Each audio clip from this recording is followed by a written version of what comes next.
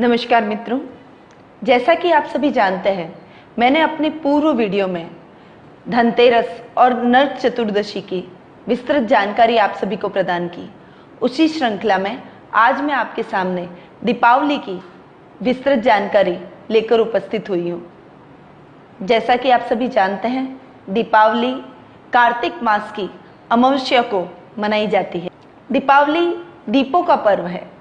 दीपावली के पीछे यह प्रथा है कि भगवान श्री राम ने रावण का वध कर आज ही के दिन अयोध्या वापस लौटे थे और उनके आने की खुशी में उनकी प्रजा ने दीपों से पूरी अयोध्या को सजाया था और दीपावली का यह पर्व मनाया था। तब से दीपावली की यह प्रथा चली आ रही है।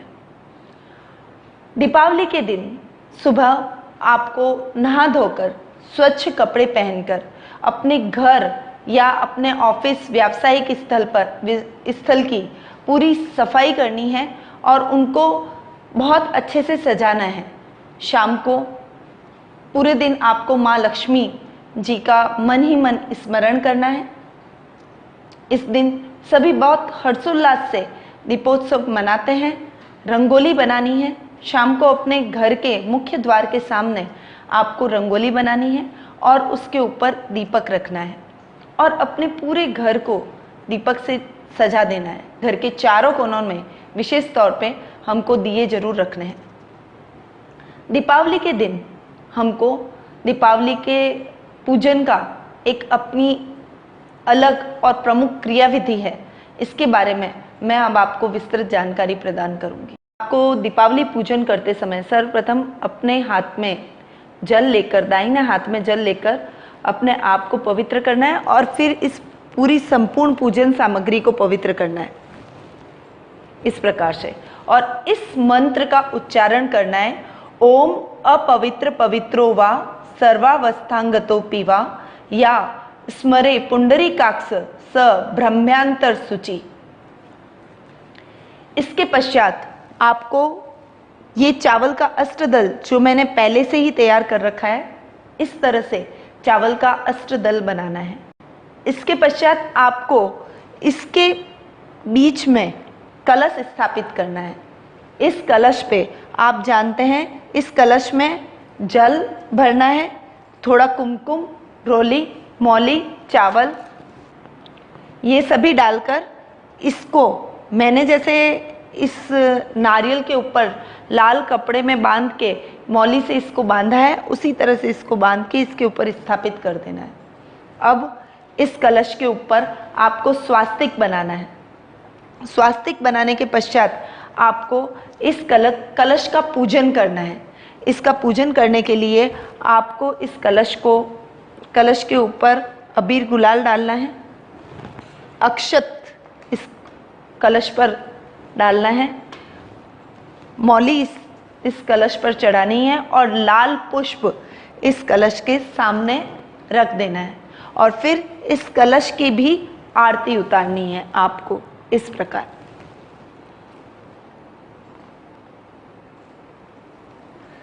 उसके पश्चात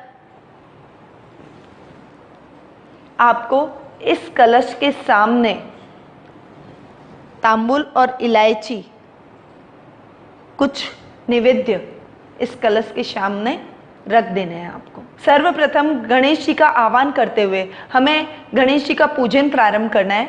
सबसे पहले हमें गणेश जी को विराजित कर देना है और उसके बाद में इनको दूध, दही, घी, शक्कर और शहद, इन पांचों चीज़ों से अलग अलग उन्हें स्नान करवाना है। उसके पश्चात उन्हें शुद्धोदक स्नान करवाना है। शुद्ध जल से उनको पवित्र करने के पश्चात इन पांचों चीज़ों को सम्मिलित करके पंचामृत बनाना है और उस पंचामृत से उन्हें पुनः स्नान करवाना है। मैं आपको सीधा पंचामृत से स्नान करके और गणेश जी को स्थापित करने की विधि बता रही हूँ। ओम गंग गणपते नमः का जाप करते हुए आपको पंचामृत से गणेश जी को स्नान करवाना है। उसके पश्चात आपको शुद्ध जल से इन्हें पुनः शुद्ध जल से स्नान करवाना है। इसके पश्चात शुद्ध कपड़े वस्त्र से इन्हें पहुंचकर पूजा कक्ष में वस्त्र पहनाकर स्थापित करना है। अब इसके पश्चात आपको स्नान और शुद्ध वस्त्र से पहुंचने के पश्चात गजानन जी को वस्त्र पहनाकर उन्हें पूजा कक्ष में स्थापित कर देना है। इसी प्रकार विधिवत आपको महालक्ष्मी जी का भी पूजन करना है। उन्हें सर्वप्रथम दूध, दही, घी, शहद और शक्कर से स्नान करवाना है। फिर शुद्ध जल से स्नान करवाने के पश्चात उन्हें भी इसी तरह पंचामृत से स्नान करवाकर, शुद्ध जल से स्नान करवा के वस्त्रादि से पहुंचकर और उन्हें वस्त्र पहनाकर गजानन जी के साथ स्थापित कर देना है। इसके पश्चात आपको गजानन जी और माता महालक्ष्मी को कुमकुम, अक्षत, अबीर, गुलाल ये अर्पित करने हैं और गजानन जी को जनेऊ पहना देनी है।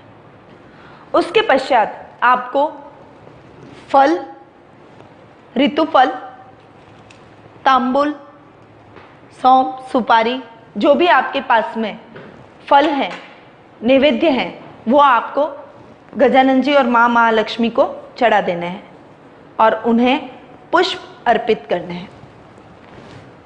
उसके पश्चात आपको इस सारी समस्त पूजन सामग्री, जिसमें यदि आपके घर में पूजा कक्ष के अंदर कुबेर यंत्र है, संपूर्ण महालक्ष्मी यंत्र है, कुबेर चौकी, अष्ट महालक्ष्मी चौकी और यह स्फटिक माला, कमलगट्टे की माला और ये जो संपूर्ण सामग्री मैंने आपको दिखाई है, ये रखी हुई है मेरे पूजा कक्ष में, इसे भी आपको दीपावली के पूजन के समय इनकी भी विधिवत पूजन करना है।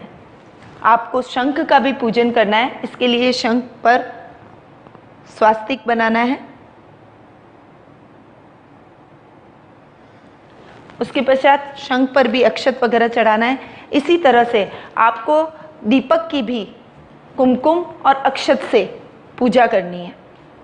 आपको पूजा कक्ष में 2 दीपक जलाने हैं। एक दीपक तेल का होना चाहिए और एक दीपक घी का होना चाहिए। उसके पश्चात आपके घर के सभी देवी देवताओं का आपको आह्वान करना है और उनकी भी साथ में आपको पूजा करनी है। और इस संपूर्ण सामग्री को कुमकुम, अक्षत चढ़ाकर इनकी भी पूजा करें। जो आप महालक्ष्मी का आह्वान करते हैं, उनके मंत्रों का जाप करते हैं, तो आपको स्फटिक माला से ही दीपावली के दिन उन मंत्रों का जाप करना है और कमलगट्टे की माला अवश्य अपने पूजा में रखनी है माँ लक्ष्मी की पूजा करते समय, क्योंकि माँ लक्ष्मी को कमलगट्टा बहुत प्रिय है।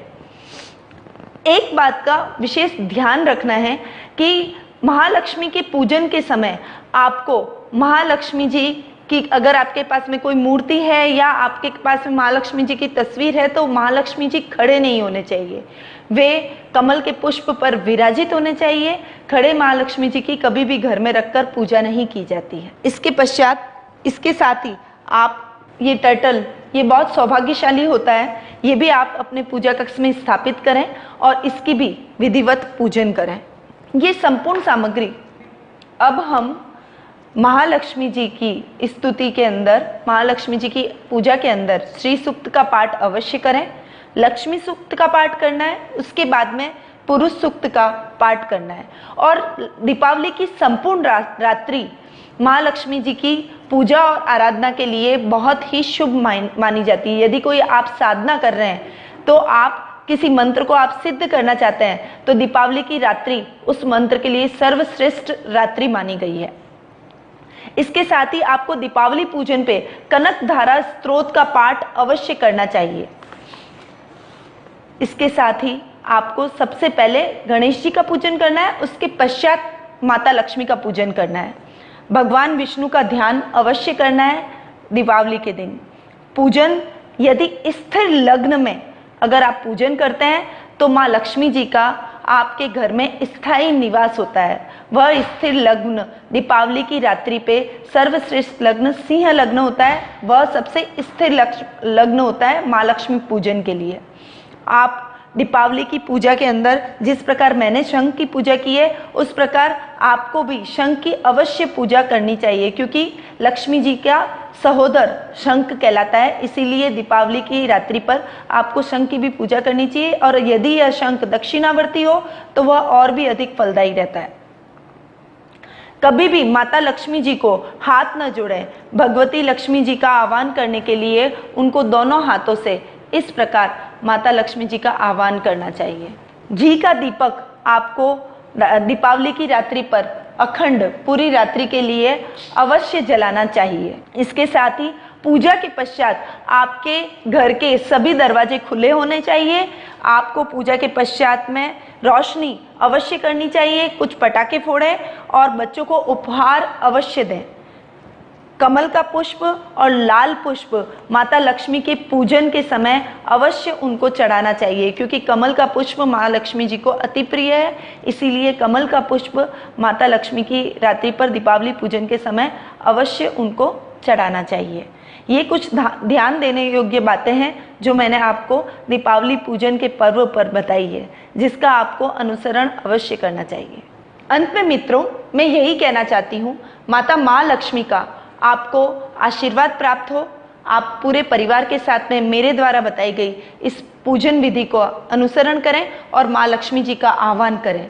मित्रों, नीचे मेरे डिस्क्रिप्शन में आपको मेरे द्वारा एक महालक्ष्मी जी की पूजन विधि का लिंक दिया हुआ है। आप यदि उस लिंक पर जाते हैं तो उस लिंक पर खोलते ही आपको उसकी संपूर्ण पूजा विधि विद मंत्रोच्चारण आपको वो मिलेगी।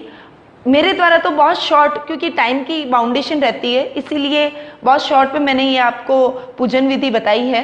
परंतु इसको अगर आप मंत्रोच्चारण और विधि विधान से इस पूजन विधि को फॉलो करते हैं तो यह कम से कम 1 से 1.5 घंटे की पूजन विधि है।